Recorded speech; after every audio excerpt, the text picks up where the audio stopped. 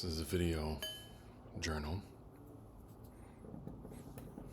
entry. I've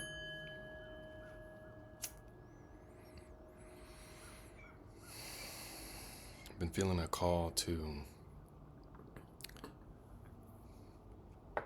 share my voice, speak my truth, and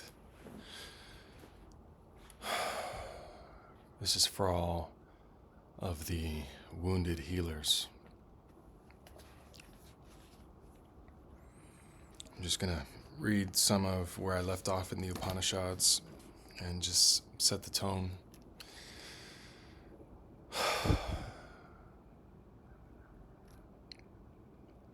To know the unity of all life leads to deathlessness. To know not leads to death. Both are hidden in the infinity of Brahman, who is beyond both. I love reading these texts because it just is the ultimate truth, you know. It's good company. It's really good company. This type of study. It's like you're with these minds and these spirits. And it's been a challenging road to go from part of a community, part of a religious community in the Mormon faith, where I really enjoyed the study aspect. I really enjoyed how often and how deep I would drink from the source, in that case, the Bible, the Book of Mormon. And then as I decided to detach from that structure and that system, because I felt that was what I should do, not necessarily, I don't have a story, I don't have a reason why. It's just, I think I could just as easily go back to that faith and enjoy certain aspects. But for my spirit and for my mind, I wanted to go beyond that foundation. And what I've really enjoyed a lot about this time of exploration is the new text, being introduced to new truth and embracing that, from Reiki to forms of meditation to different cultures, different deities, energy work, energy healing, divination. It's felt so much more natural to me. A lot more fun, a lot more natural, a lot more effortless and easy, all of these things that I think have allowed me to truly begin to know God.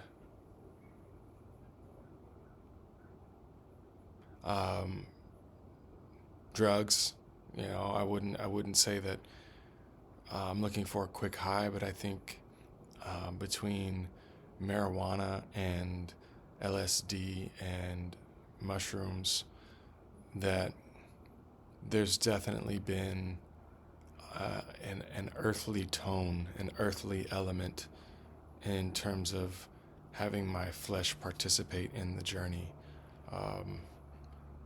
Part of coming to embody and embrace is also a conversation with the physical body and the physical world. And so that's been a very intimate journey as well, because there's a lot of healing that you're confronted with when you come from a certain background that you still may be subconsciously participating in those beliefs. And so when you're doing things that are frowned upon in your foundational culture, that is, either, I guess, taboo, because I wouldn't say that, any particular adult is naive enough to think that people actually, that everybody believes that drugs are bad. I think they understand that if they were to deviate in such a manner that there would be an impediment, it would present a challenge to them, a disruption to the flow of their life. And I think that's the risk of kind of striking out on your own and becoming, this word crossed my mind earlier today, a misfit. I think that's one of the beliefs I've always held about myself, and had a little chip on my shoulder about being a misfit, or being branded as a misfit, because I wanted to explore. I wanted to explore. And I do have a very, I wouldn't say very, but I have a witchy presence.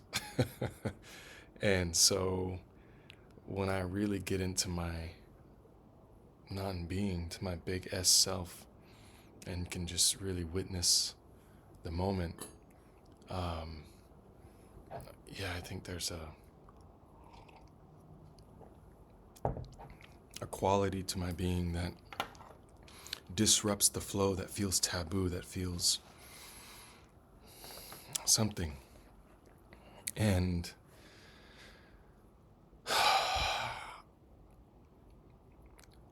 my focus for so long has been on trying to understand and trying to decode the effect that I am having, and to avoid believing that I'm anything but an instrument in the hands of God. There is an individual here, but becoming fully realized and actualized as an individual, becoming fully individuated, the height of that isn't to become the most evil. It's to become the most benevolent. It's to become the most refined, the most beautiful. It's to become beautiful. It's to express with joy, to abide in love, to see the world with compassion. That's the, if there is ambition, then that is the aim of my ambition. And humility is I admire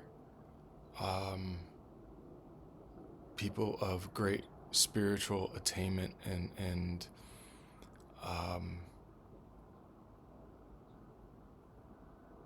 I admire their humility most of all. I think, truly good people who, understand and can look at you, and with one look they can tell you, between the look and in their presence, they can tell you, I know it's hard, but you're good. You're a divine child. And they can look at you as a divine child, and they can see your beauty, and they call that beauty out of you. And and if they do open their mouth, they speak life into you. And I think that is, since I was a boy, to honor that boy in me,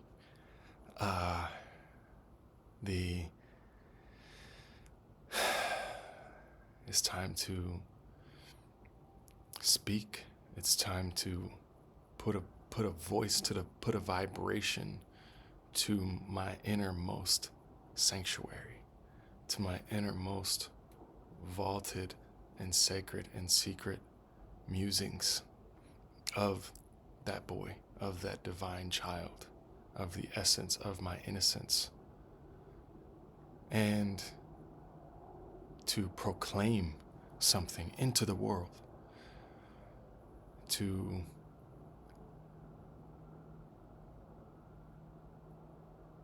remind us all. Because if I remind me, I'm reminding all of us. This is my journal entry, So the reminder is that love is the greatest weapon. How do you transform and transmute evil and dark and attributes that are corrupted, right? They've gone to an extreme. They've gone to an extreme pole that is dense. It's heavy. How do you transmute that without doing any harm? That's the question. How do you defeat the thing without becoming the thing? Anger. You're so much more productive if you understand that anger is an expression. And there is a lot that happens within an individual before they start to express anger, but it's such a forceful moment of clarity, really, anger is, that you want change. You want something to change immediately. You want something to stop. How can you wrap anger in love? How can you do that? How can you call down the most benevolent thought and idea so that you take an inspired approach, one that penetrates through the darkness and through the evil? Anger wrapped in love with the intent to do no harm. It's powerful. To see a world and see a person and see a situation in your own mind's eye that is beautiful, that is whole, that is happy, that is thriving. It's such a long emotional journey. It plays out very slowly in the world, but it's a very short trip in the mind. To make a decision, to do no harm, to desire love, to back away from hatred, to reposition and pivot from helplessness to unification. If we can refine our being to let the light of truth and love shine through us, if we surrender to that light, if we put ourselves in position, even if we just desire to be of use in such a manner, then we are doing the work. We are loving, sending love into the world. It's a prayer. It's more than a prayer. It's a sacrifice of self. Sacrifice your identity. Sacrifice your identity, your individualness. You don't need to defend. You don't need to fight. The greatest journey you could take that will perpetuate into the future and create lasting change is the journey you take to reclaim your divine child and see yourself for who you truly are, for what you truly are. To see your smallness, but to see your eternal aspects. To witness your belonging. You belonged before you were. You didn't come from nothing.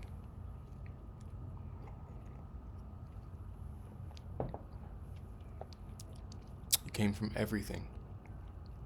And you'll go back to everything. From fullness to fullness. And so when we take that 10% of our ego and pay the tithe of the 10% and reposition our ego from left brain to center brain, or even baptize it in right brain, to be able to situate and surrender our ego and be in tune with the Father. That's the idea, to draw down, to align ourselves, to be in harmony, to desire love, to cultivate love, to receive others as they are. You know, the people that I got a phone call yesterday, and it was a very rude person. And this person was condescending, was disrespectful, was presumptuous, was manipulative, and it shocked me because I was very relaxed at the moment of the call, and it was an unknown number, but it was somebody who's relevant to my situation. And so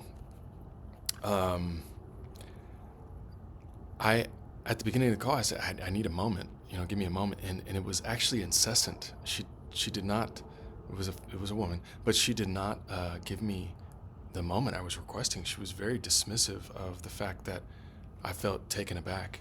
And when I said, normally if someone say, hey, please give me a moment, you'd be like, oh, okay, yeah, I understand I'm calling you out of the blue.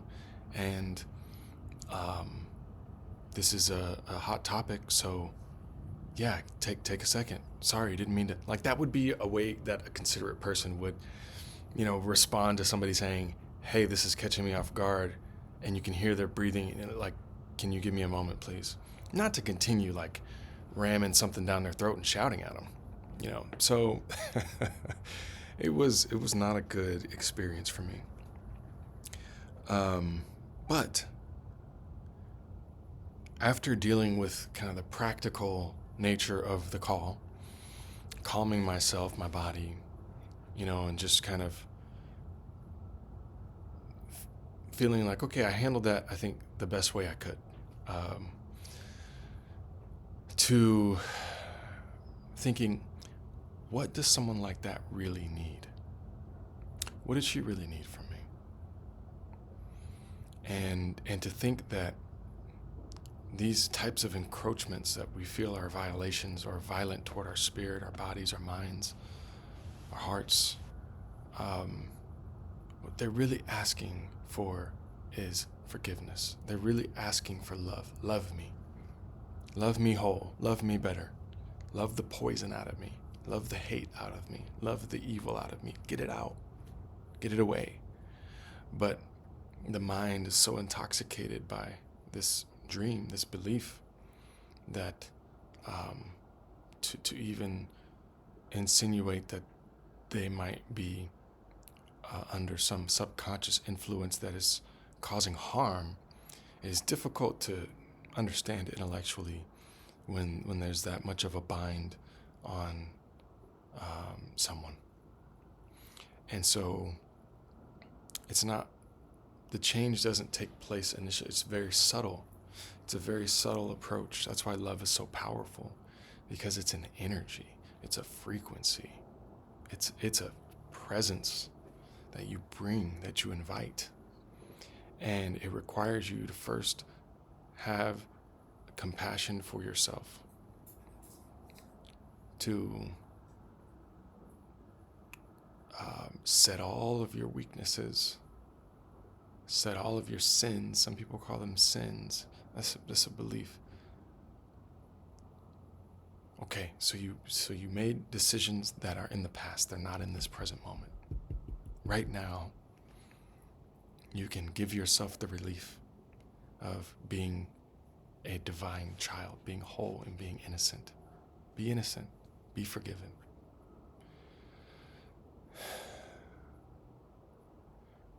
Detaching from the body and identify with the smallest particle known to man, which is the atom or the electron. But we know that how much space there is between the atom or electron. So identify with everything, the smallest thing and everything, not as separate. Those two things, compassion and humility,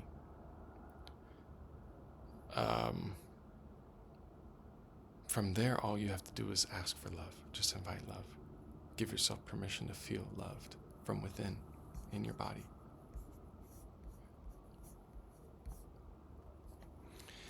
So, to know the unity of all life leads to deathlessness. To know not leads to death. Both are hidden in the infinity of Brahman, who is beyond both.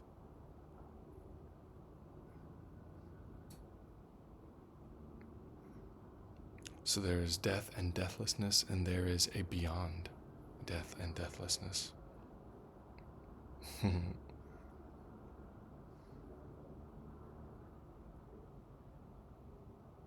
To know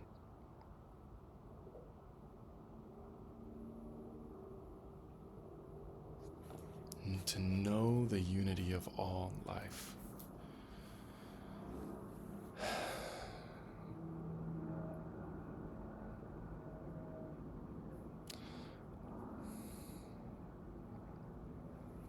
I do feel like maybe in the next 5 minutes, get a quick read.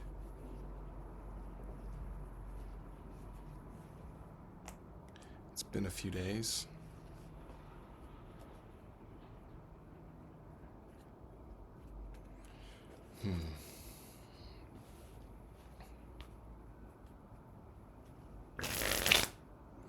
One of the hardest parts for me about speaking up is is fear of not being able to control how I'm perceived. I am a self-proclaimed nothing. I just, if you have to put a label or name to it, I would identify mostly with a prophet in terms of how I feel about my relationship with the divinity within me, and with how I'm being positioned and asked to speak. And that is not just based on some whimsy I had yesterday. At 38 years old, 38 and a half, there's a clear pattern. And at the same time, I have a regular job, and I'm pretty quiet. And I actually want to,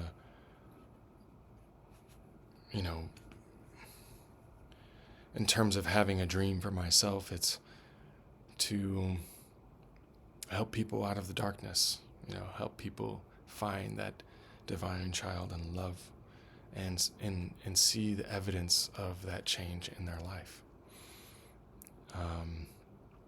Through energy healing, through Reiki, to help the energy flow. Through mindfulness and breath work. There's so much that just you showing up. You don't need a pencil, you don't need a pen, you don't need any special gear. You just show up. You show up and you surrender, or you fight, and we do this dance. And you walk away. It's like a spiritual chiropractor. You walk away a little more aligned, a little more adjusted, a little more clear, a little more relaxed, a little more prepared. That's kind of what I want to do for people. Just more clarity. I was like, oh wow, I feel better. I feel like I can do this. And maybe a little more understanding. You walk away encouraged.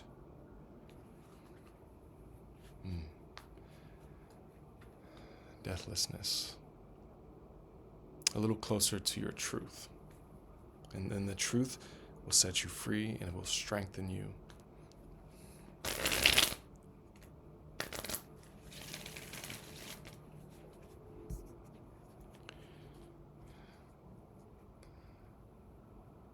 And while you're here on planet Earth, as we call it, You are meant to prosper. This is your domain. This is your domain. And your birthright is to be full of joy in your expression of your truth through love for the highest and greatest good of all mankind and for all living beings and for the planet herself. That is a frequency.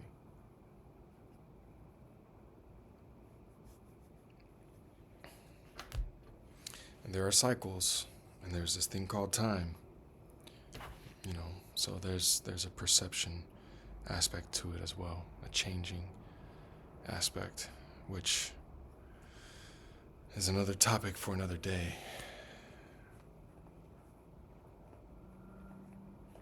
But as we close this out,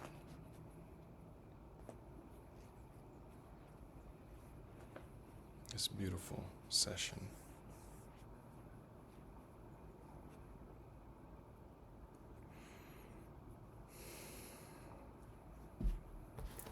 I'm going to read from the Yoga Sutras and from the New Testament. I'm just going to open up to one.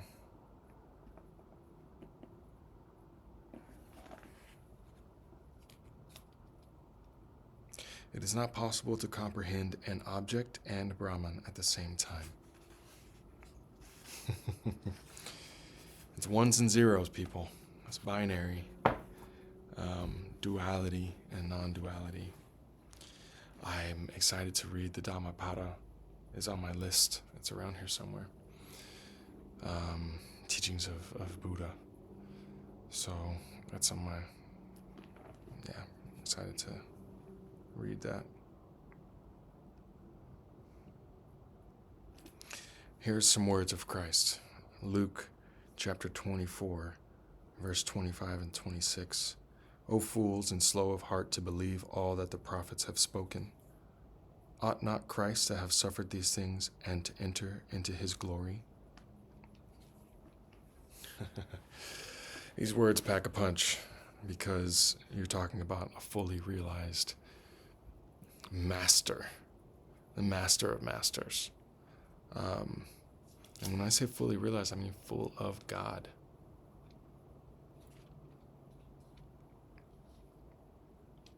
Jesus Christ was truly the Son of God in every sense. And this is what he said. O fools and slow of heart to believe all that the prophets have spoken. And he quotes the prophets. Ought not Christ to have suffered these things and to enter into his glory? And he's on the road to Emmaus, which is one of my favorite parts of the New Testament, where two of his apostles, after his death, encounter. It was so unbelievable that Jesus could be walking with them that it didn't even register that was him. I mean, think about it. Like, if you had just gone to, let's say, a close relative, either a sibling or a parent or child, you go to their funeral and you go through all the proceedings, this person is certified dead in the ground, right? Like, do you know how much cognitive dissonance there would be if you were just taking a walk one day and that relative, appeared, and you would just have to, it would be a while, it would take a minute. And I just love thinking about that. Like, these guys really had no idea. And Jesus walks up to them and is like, hey, what are y'all talking about? And they're like, you haven't heard? They crucified Jesus Christ. And they're lamenting and they're sad. And he's like, guys, dummies. Like, the prophets have been talking about this. This Christ consciousness is meant to transcend and meant to claim victory and to return to the Father. Like that's been written, to make a way. That He is the way, the truth, and the light. So the way is, let me show you that death can be transcended.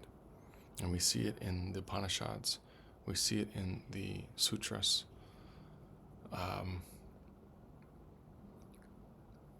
So I'll leave you with that thought today.